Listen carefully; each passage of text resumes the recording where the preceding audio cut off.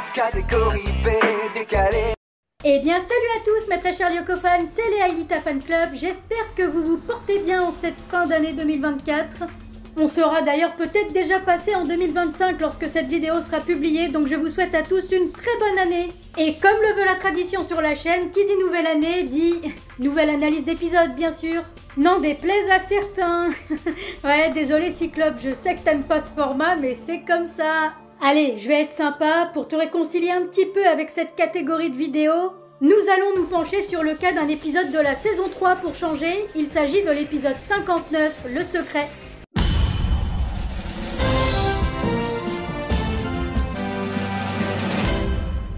Bien, comme je l'ai dit en intro, Le Secret est un épisode de la saison 3. Et vous savez comme moi que cette saison est marquée par deux éléments majeurs. Premièrement, il y a le personnage de William Dunbar qui va prendre de plus en plus d'importance. Et plus précisément à partir de cet épisode justement. Et deuxièmement, il y a aussi la question du surmenage de nos héros. En effet, à partir de cette saison, la lutte contre Xana pour eux commence à devenir extrêmement difficile. Entre leurs études et Xana, ils sont sur tous les fronts et ils commencent à être au bout du rouleau. Et ça, d'ailleurs, on commence à le voir dès le début de l'épisode.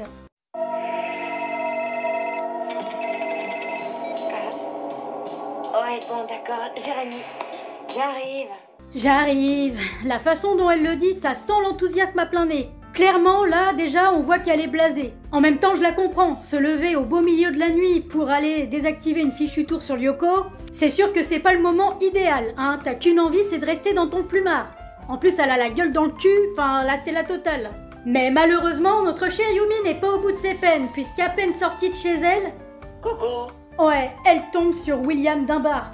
Enfin, là, c'est plutôt lui qui lui tombe dessus, et dans le vrai sens du terme. Et à ce moment-là, s'il y avait bien une personne qu'elle ne voulait vraiment pas voir, bah c'est bien lui. Et oui, parce que même s'il est très sympathique dans son ensemble, William a quand même un gros défaut. C'est un gros lourd. Et d'ailleurs, il profite de cette occasion de se retrouver face à face avec Yumi pour lui faire à nouveau du rentre-dedans comme à son habitude. Même quand les choses démarrent mal, je me dis toujours que ça s'améliorera avec le temps. Super, bon bah tu permets, là je suis pressée. Oui, et tu vas où? Sauver le monde, ça te va comme explication? C'est bon, je peux y aller? Bien sûr, mais seulement après m'avoir donné un baiser. Comment ça, mon ref? Ouais, alors déjà, le chantage, de base, c'est pas très moral. Mais alors si en plus on y ajoute un petit côté sexy, on va dire, bah c'est encore pire. Bon après, j'ai envie de dire, un baiser, ça va, hein, ça aurait pu être bien pire. C'est bon, je peux y aller? Bien sûr, mais seulement après m'avoir bouffé les couilles. Et le pire dans tout ça, c'est qu'elle accepte. Bon, en esquissant tout de même un petit sourire sournois, hein. Bon, d'accord, allez, ferme les yeux. Et moi qui croyais que ma soirée était fichue. Oh. Bah alors j'attends. Yumi, je me suis fait avoir comme un bœuf. Alors ça, c'est ce qu'on appelle un grand moment de solitude. Heureusement pour lui que ça s'est passé en pleine nuit, au moment où tout le monde dort et qu'il n'y a personne dans la rue. Parce que sinon, j'ose imaginer le malaise. Alors par contre, c'est moi ou il est con?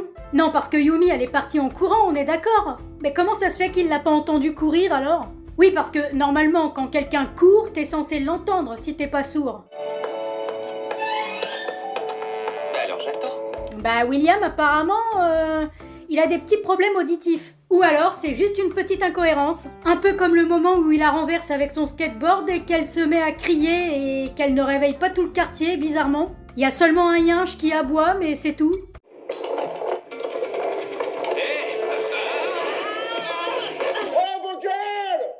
Oui, je sais, je suis relou là, je chipote un peu, j'avoue. Enfin bref, après avoir humilié William salement, Yumi se précipite à l'usine pour rejoindre ses potes. Mais là encore, pas de bol, elle arrive en retard. À tel point que pendant tout ce temps où elle était avec William, les autres ont eu le temps de désactiver la tour. Elle arrive donc pile poil à temps pour les accueillir dans la salle des scanners. Oh merde! Oh, c'est con ça! Ouais, ça c'est le moins qu'on puisse dire. D'ailleurs, on voit bien qu'elle a la rage, hein. De plus, pour ne rien arranger, ses amis vont enfoncer le clou. Notamment Hot qui ne va pas pouvoir s'empêcher de la taquiner un peu. Oh, c'est pas grave, Yumi. Tu sais, moi aussi j'ai le sommeil un peu lourd. Mais bon, avec Ulrich qui ronfle comme un troupeau de tronçonneuses, c'est un réflexe de survie. Ouais, ben croyez-moi, il n'y a pas que mon sommeil qui commence à devenir lourd. Ouais, et là, quand elle dit ça, on sait qu'elle fait référence à William. À ce moment-là, on sent qu'elle lui en veut, puisqu'elle le tient pour responsable de son échec. D'ailleurs, le lendemain, ce dernier se précipite vers elle pour lui demander des explications, vous savez, sur le petit coup foireux qu'elle lui a fait la veille. Et bah, la réaction de Yumi est assez inattendue, à vrai dire. On peut savoir ce qui t'a pris. Ben disons que j'en ai marre de tes plans de drague à 12 euros. Mais je... Au début, je trouvais ça sympa, mais là, ça commence à me casser les pieds. À force de me tourner autour, tu me fais le vertige, alors arrête. William, Et oui, c'est assez surprenant de la part de Yumi qui a un tempérament plutôt calme et posé, mais elle vient littéralement de péter un câble et c'est William qui s'est tout pris dans la tronche. Et ce pétage de plomb n'est pas anodin, évidemment. Alors oui, en grande partie, elle est en colère contre William, mais pas que. En fait, moi je pense que c'est plus un tout. Les attaques incessantes de Xana, les réveils brutaux en pleine nuit pour aller désactiver des tours, gérer en même temps les études, le fait d'être tout le temps la dernière au courant de ce qui se passe parce qu'elle n'est pas dans la même classe que les autres, sans compter William qui est toujours sur son dos à lui faire des déclarations d'amour un peu cringe parfois. Et bien tout ça accumulé, et bien ça l'a fait exploser, Yumi n'en peut plus. Donc elle craque. Et franchement, vu la charge mentale qu'elle a, elle et ses amis, eh bien je peux comprendre. On peut même dire que tout ça est plus difficile à gérer pour elle que pour les autres au final. Alors par contre, avant de passer à la suite, petit aparté sur Jim Morales qui fait l'appel. Vous savez, quand William arrive vers Yumi, eh bien on entend Jim qui fait l'appel. Eh bien moi, il y a un petit détail qui m'a interpellée quand même. Mathias Burel. Présent. Alors là, pardon, mais non, ce mec-là, c'est pas Mathias Burel. Lui, c'est Emmanuel Maillard. Non, Mathias Burel, il est là, à droite. Je sais, ce n'est pas un personnage très important, il est juste là pour remplir le collège Kadik, clairement, c'est un gros PNJ. Mais justement, si comme moi vous êtes un énorme fan de Code Lyoko, alors vous devriez être capable de reconnaître les prénoms de presque tous les PNJ de Kadik. Et ça, les scénaristes auraient dû y penser quand même. Ah, les coquins, ils ont essayé de nous prendre pour des cons, hein. Bah non, ça marche pas. Enfin bref, pour en revenir au clash entre William et Yumi, eh bien malheureusement, c'est ce règlement de compte qui mettra un terme à leur amitié. Puisqu'à partir de là, leurs interactions deviendront de plus en plus froides. On sent qu'il y a quelque chose qui s'est brisé entre eux. Ça ne sera plus jamais comme avant. D'ailleurs, William, profondément blessé par les propos de Yumi et assez rancunier, il faut le dire, se met en tête de découvrir absolument son secret par tous les moyens. Oui, subitement, ça lui a pris comme une envie de pisser, comme ça. Du côté des autres, pendant ce temps-là, c'est un petit peu la galère, puisque Jérémy et Aelita doivent présenter un exposé, seulement il y a un hic, Xana vient encore d'attaquer. Et le problème, c'est qu'ils ne peuvent pas se permettre de gratter le cours, parce qu'ils ont une liste d'absences et de retards aussi longue que mon bras. Le petit groupe décide alors de se séparer. Pendant qu'Ulrich et Odd iront à l'usine, Jérémy et Aelita se débrouilleront pour abréger leur exposé. Problème, le prof remarque l'absence des deux garçons et s'empresse de demander des explications à Jérémy. Vient alors le moment de donner une excuse bidon. Et alors là, c'est lunaire. Mais j'aimerais bien savoir où sont passés Odd et Ulrich. Et voilà, c'est-à-dire qu'ils avaient un truc important à faire et... Ah oui, plus important que mon cours? D'une certaine façon. Bon, allez, je devrais pas vous le dire, mais ils sont justement en train de préparer une surprise pour votre cours. Yo lo primero que entraba a donde me colocaba pedía el día de descanso ya. Quelle surprise! Un grand spectacle historique en votre honneur, monsieur. Y la encontré porque montaba la paellera agarrada, entremetida entre las piedras de Chipiona, de faro. Ah, les petits cachotiers, ils auraient dû m'en parler. Me cobró el tío la... Me cobró a 500 metros. Ouais, alors là, je crois qu'on peut lui donner l'Oscar du prof le plus naïf du collège Kadik. Le fait qu'il gobe ce mensonge aussi facilement, ça m'a assez surprise, ouais, quand même. Comme quoi, plus c'est gros, plus ça passe. Ah, et moi qui pensais qu'Aelita était le personnage le plus naïf de la série, je crois qu'on a trouvé un concurrent de taille. Bref, suite à ça, Jérémy présente son exposé. D'ailleurs, il parle tellement que le prof finit par avoir mal au crâne. Je compatis, je connais ça. Ça me fait le même effet quand je lis un commentaire de Cyclope. Moi-même, j'avoue qu'une aspirine serait la bienvenue. Oh, le bâtard.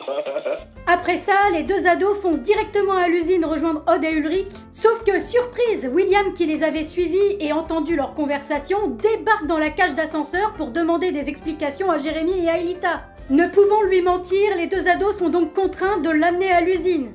Et c'est ainsi que William découvre finalement leur secret. Ne sachant pas ce que Xana magouille, les héros cherchent une nouvelle fois à joindre Yumi, mais une nouvelle fois, elle est injoignable. William se propose alors d'aller la chercher. Tout de même méfiant, le groupe accepte. Le beau ténébreux fonce donc sans plus tarder à la piscine. Et alors là, on assiste à un jean-foutisme royal de sa part. Faites comme moi, Yumi. Surtout, n'oubliez pas la grâce, l'harmonie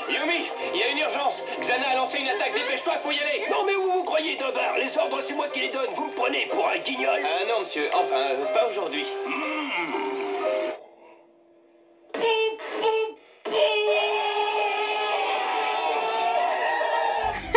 Ah ouais, alors là, décidément, il est cumul. Non seulement il clash son professeur, mais en plus, le gars, il te balance ça comme ça devant tout le monde. Xana a lancé une attaque, dépêche-toi, viens! Sans compter qu'il vient à la piscine complètement habillé, hein. Le gars, il a passé les pédiluves avec ses chaussures, il en a rien à foutre. Non, en vrai, cette scène m'a atomisé de rire. Alors par contre, je vais encore faire la chieuse, mais juste après, il y a une nouvelle petite incohérence. Bravo, bien dit. J'ai failli me noyer à cause de toi. Vous permettez que je l'accompagne, monsieur? Je veux m'assurer qu'il aura la punition qu'il mérite. Et oui, là, il y a quelque chose qui ne va pas encore une fois, puisque Yumi dit qu'elle a failli se noyer alors qu'elle avait la tête sous l'eau. Et alors moi qui a été très souvent à la piscine, je peux vous dire que quand j'ai la tête sous l'eau, j'entends rien du tout, hein. La personne dehors, elle peut me parler, j'entends que dalle. En conclusion, Yumi n'était même pas censée savoir que William était là, et encore moins l'entendre. Enfin bref, passons. Pendant ce temps-là, en parallèle, les autres sont sur Lyoko et font face à une horde de cancrelats. Ils s'en sortent d'ailleurs très bien, hein. Aelita couvre même les arrières d'Odd et Ulrich avec ses champs de force et elle se débrouille plutôt pas mal. En simultané, on découvre aussi également, enfin, la nature de l'attaque de Xana. Et il se trouve qu'il a pris possession d'un ouvrier qui s'amuse à placer plein de petites bombes partout dans l'usine, hein. C'est sympathique tout ça. Ce qui laisse finalement très peu de temps aux Lyoko guerriers pour désactiver la tour, hein. Ils n'ont que 10 minutes. Quelques instants plus tard, William et Yumi reviennent enfin à l'usine, sauf que, y a une surprise de taille qui les attend. D'accord, je retire ce que j'ai dit, on est tombé sur un super plombier. It's me, Mario. It's me, Mario. Ouais, il a bien changé notre petit Mario là. J'ai bien aimé la ref en tout cas, et c'est vrai que le mec qui lui ressemble pas mal en plus, hein, c'est assez troublant. Bref, toujours est-il que nos deux héros là, ils font pas vraiment le poids face à Mario, hein, ils se font bien massacrer. Ils sont d'ailleurs sur le point de tomber du pont lorsque William fait une révélation assez surprenante. Hey Yumi, il faut que je t'avoue quelque chose. Franchement, tu crois que c'est le moment? Oui, plutôt, je ne sais pas nager. Tiens, c'est drôle ça, c'est pas l'impression qu'il m'avait donnée dans l'épisode 36, Marabunta, quand il a sauvé Ulrich de la noyade. Alors bon, je suis tentée de dire qu'il s'agit d'une incohérence, mais curieusement, ça ne me paraît pas aussi bizarre étant donné que parfois, dans une situation d'urgence, l'être humain est capable d'accomplir des exploits hors du commun. Et dans ce cas précis, je prends l'exemple de l'épisode 36 justement, William n'a pas eu le temps de réfléchir, il a simplement agi.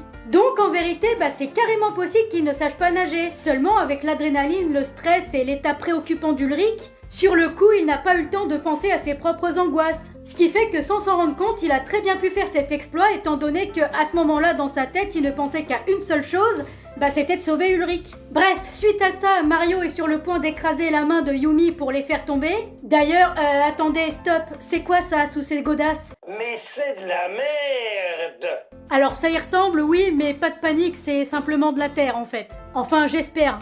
Bref, pendant ce temps-là sur Lyoko, tout se passe très bien, un peu trop même. Notre trio gagnant de Lyoko guerrier parvient à se débarrasser assez rapidement des cancrelats. Et après une énième glissade dans le tunnel de glace du territoire de la banquise, scène qui est d'ailleurs un grossier recyclage de l'épisode 41 Ultimatum, Aelita gagne la tour sans trop de difficultés et la désactive rapidement, pour une fois. Bien, à ce moment-là on pense que tout est terminé, la tour est désactivée, Mario est KO, tout va bien. Sauf que quelques instants plus tard...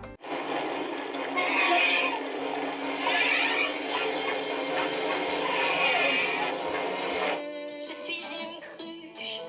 Une cruche? Moi j'aurais plutôt dit une grosse conne, oui. Ah, pardon, mais ça me fout la rage quand elle fait ça. Pourquoi elle est sortie de cette putain de tour? Attendez, en plus c'est pas elle qui disait dans un épisode que Xana pouvait attaquer littéralement à tout moment? C'est risqué. Xana peut attaquer à tout moment. Si, c'est bien ce qui me semblait. Elle se fout vraiment de notre gueule, hein, à croire qu'elle le fait exprès. Non, parce que là, faut bien se dire un truc. C'est que ce qu'elle a fait là, ça aurait pu avoir des conséquences dramatiques. Et là, c'est ce qu'on appelle l'effet papillon. C'est-à-dire qu'au début, on a une petite cause insignifiante, donc Aelita qui sort de la tour. Cette action qui paraît innocente va ensuite entraîner d'autres événements bien pires. Donc après être sortie de la tour, elle s'est faite choper par la méduse et xanatifiée, ce qui a pour conséquence que Jérémy ne peut pas lancer le retour dans le temps, puisqu'il ne sait pas ce que ça peut faire sur elle lorsqu'elle est sous l'emprise de Xana. Et pendant ce temps-là, on a peut-être tendance à l'oublier, mais il y a des bombes posées dans l'usine, hein. Et oui, donc non seulement à cause de ces conneries, elle risque de détruire le territoire de la banquise, mais en plus de ça, on a aussi l'usine qui peut exploser à tout moment avec Yumi, Jérémy, Odd, Ulrich et William à l'intérieur. En conclusion, cette simple petite action a failli coûter la vie à tous ses amis.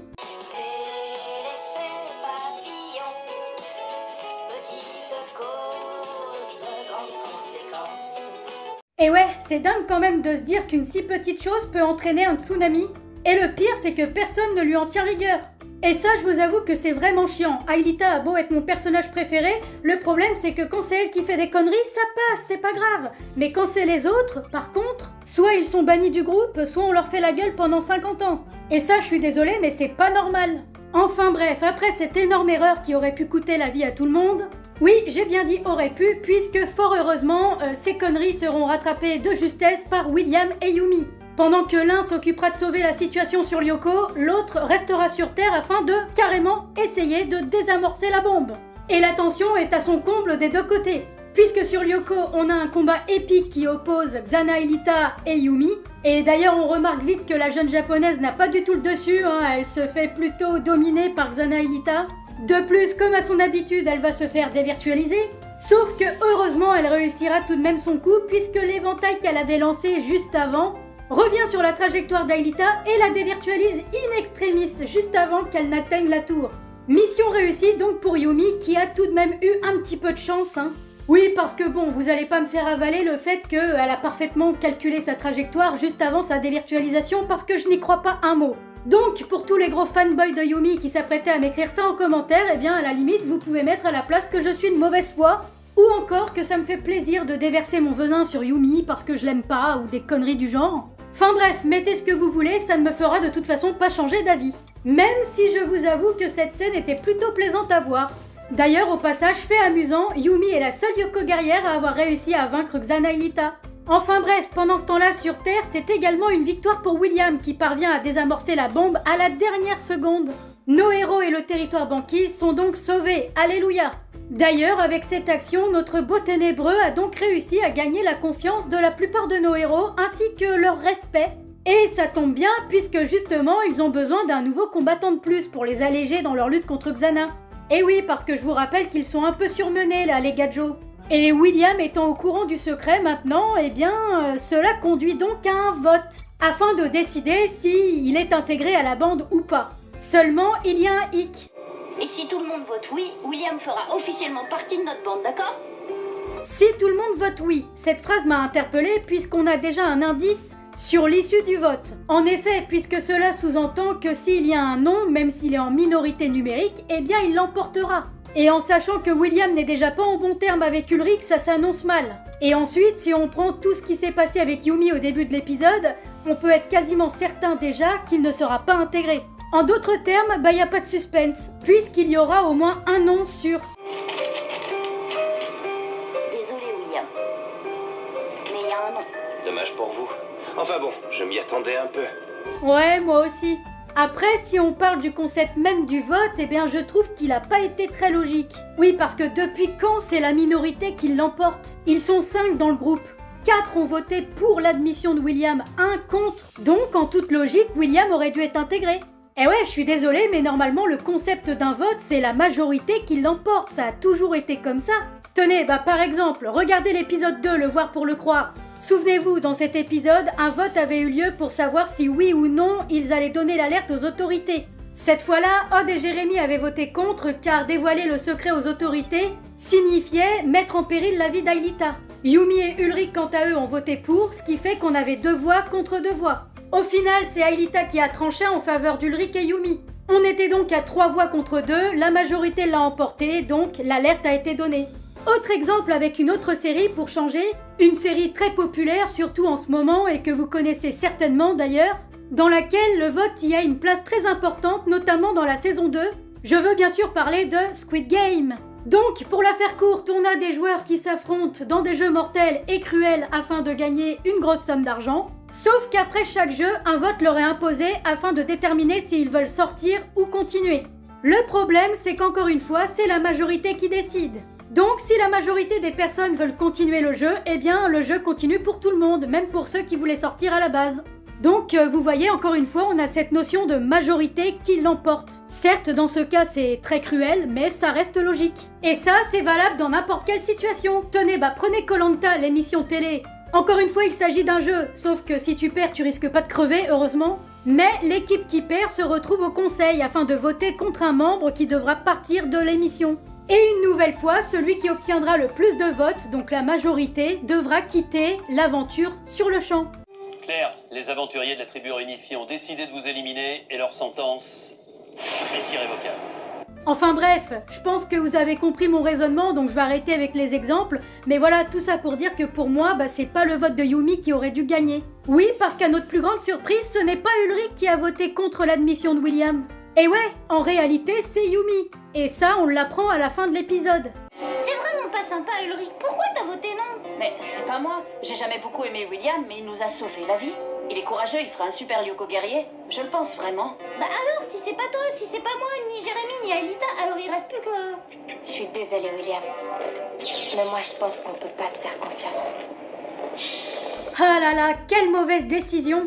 Le pire, c'est qu'à l'époque, j'étais d'accord avec son vote. Bah oui, après tout, vu ce qui se passe dans l'épisode 65, dernier round, on peut se dire que effectivement, elle avait raison. Sauf que depuis ce temps-là, j'ai gagné en maturité et en réflexion. Et là, je peux vous dire qu'en fait, c'était sa plus grosse connerie de sa vie.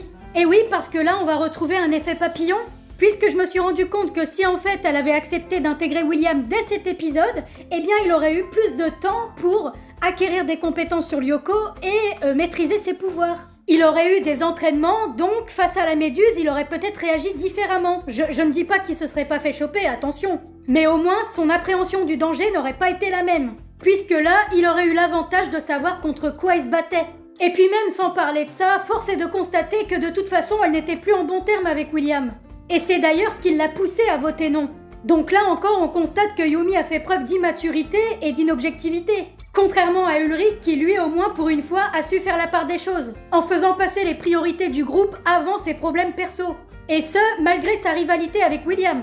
En conclusion, le vote de Yumi est l'un des éléments indirectement responsables de la xanatification de William. Bien, avant que l'on ne passe au bilan, j'aimerais vite fait, si vous voulez bien, que l'on revienne au point numéro 7, il me semble, dans lequel je parlais de la petite incohérence sur William lorsqu'il explique à Yumi qu'il ne sait pas nager. Alors je reviens dessus parce que je me suis rendu compte que je me suis trompée, je vous avais dit que pour moi c'était pas trop incohérent, étant donné que voilà, le corps humain peut faire des exploits dans des situations d'urgence, sauf que je n'ai pas pris en compte le moment où William saute du plongeoir pour impressionner Yumi juste avant. Et oui, dans cette séquence, personne n'est en danger, Monsieur William Dunbar s'amuse juste à faire le beau, et on constate d'ailleurs qu'il est plutôt bon nageur. Donc si, c'était bel et bien une incohérence. Après, ce que je vous ai dit, c'était pas totalement faux non plus, mais bon, voilà, je préférais éclaircir ce point avant de recevoir une ribambelle de commentaires me disant la même chose, comme quoi je m'étais trompée. Oui, je vous dis ça parce que ce coup-là, on me l'a déjà fait plusieurs fois et je vous avoue que ça me casse bien les noix pour être poli. Pardon de vous dire ça comme ça, c'est vrai que j'ai jamais pris le temps de vous le dire, donc je vais le faire vite fait, là, sous la forme d'un petit coup de gueule. Oui, parce que parfois je mets des commentaires épinglés et même en description, des choses parfois importantes par rapport à la vidéo, et je constate que personne les lit, je pisse littéralement dans un violon. La plupart du temps, je le fais pour rectifier une bourde que j'ai faite en vidéo, mais ça n'empêche pas que 50 pélos m'écrivent en commentaire que je me suis trompée, Et ça m'énerve à un point que vous n'imaginez même pas. Donc s'il vous plaît, par pitié, lisez ces putains de commentaires, prenez 2 secondes de votre vie, ça va pas vous tuer, parce que moi ça me fatigue. Même si ce que je mets dans le commentaire n'est pas intéressant, on s'en fout, prenez le temps de les lire. Parce que parfois, vous êtes susceptible de passer à côté d'une info importante. Bien, maintenant que les choses sont dites, on va pouvoir passer au bilan.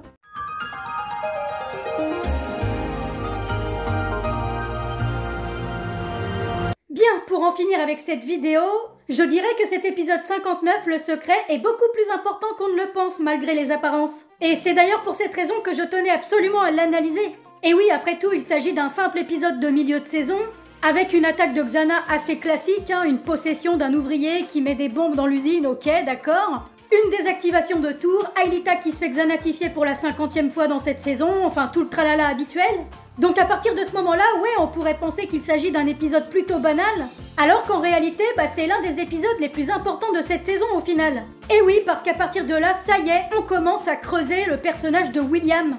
Et quand je dis creuser, c'est réellement, puisque là quand même c'est le seul épisode pour l'instant de la série où William est limite un personnage principal, on le voit du début à la fin. Et généralement quand un personnage secondaire a une grande importance subitement comme ça dans un épisode, c'est qu'il y a la volonté derrière de l'approfondir plus, d'en faire quelque chose. Et à partir de là, c'est pas compliqué de deviner que plus tard William deviendra un personnage principal. D'autant plus que dans cet épisode, la question du recrutement de William a été le sujet principal.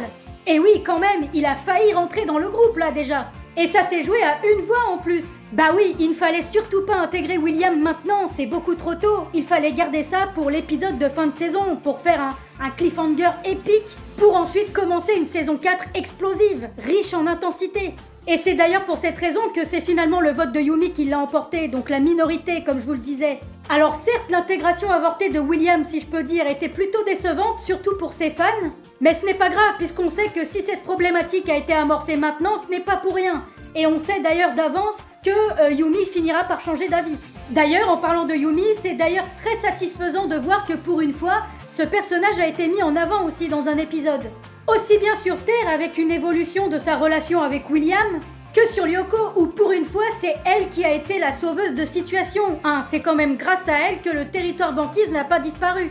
Elle a rattrapé les conneries de cette cruche d'Aelita avec brio, donc franchement bravo à elle. Surtout que sur Lyoko, très souvent c'est Ulrich et Odd qui brillent. Donc là, voir pour une fois que Yumi aussi peut sauver une situation, ça fait très plaisir. Ouais, dommage que ça n'ait pas arrivé plus souvent dans la série d'ailleurs. Parce que là au moins je l'aurais prise un petit peu plus au sérieux sur Lyoko. Mais bon, évidemment ce n'est pas de sa faute, c'est celle des scénaristes. Sinon, ce qui était intéressant aussi dans cet épisode, c'est que pour une fois, après la désactivation de la tour, il n'y a pas eu un retour dans le temps direct. Et ça a créé un élément de surprise qui pour le coup a apporté un petit peu d'originalité à cet épisode. Et c'était surtout une bonne excuse pour faire intervenir Yumi sur Lyoko. Bah oui, parce qu'en y réfléchissant, on se rend compte que si Jérémy avait lancé le retour dans le temps directement, eh bien cette cruche d'Aelita ne serait pas sortie de sa tour, ce qui fait que Yumi n'aurait pas eu besoin d'aller sur Lyoko, et donc elle n'aurait pas eu son moment de gloire, elle n'aurait pas brillé. Et oui, on n'y pense pas assez, mais en fait tout ça a été fait pour mettre en valeur le personnage de Yumi sur Lyoko. Et c'était plutôt une bonne chose, malheureusement au détriment d'Aelita, et ça m'a un peu moins plu, je vous avoue. Mais bon, pour moi ça ne change rien au fait que c'était quand même un épisode très bon. Franchement, c'était un régal. Et pour ça, je lui attribue donc la note de 15 sur 20. Bien, c'est la fin de la vidéo, mes très chers Lyoko fans. J'espère qu'elle vous a plu, comme d'habitude.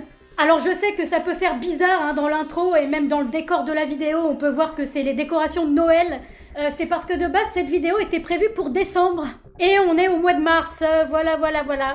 Bon, et puis cette analyse était aussi beaucoup plus longue que les autres, c'est aussi pour ça que j'ai pris un peu plus de temps. Il y avait énormément de choses à dire sur cet épisode.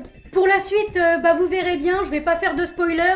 Dites-moi ce que vous avez pensé de tout ça en commentaire, et je vous dis à très bientôt pour une nouvelle vidéo. C'est-à-dire dans 3 mois. Non, je déconne. Allez, salut tout le monde!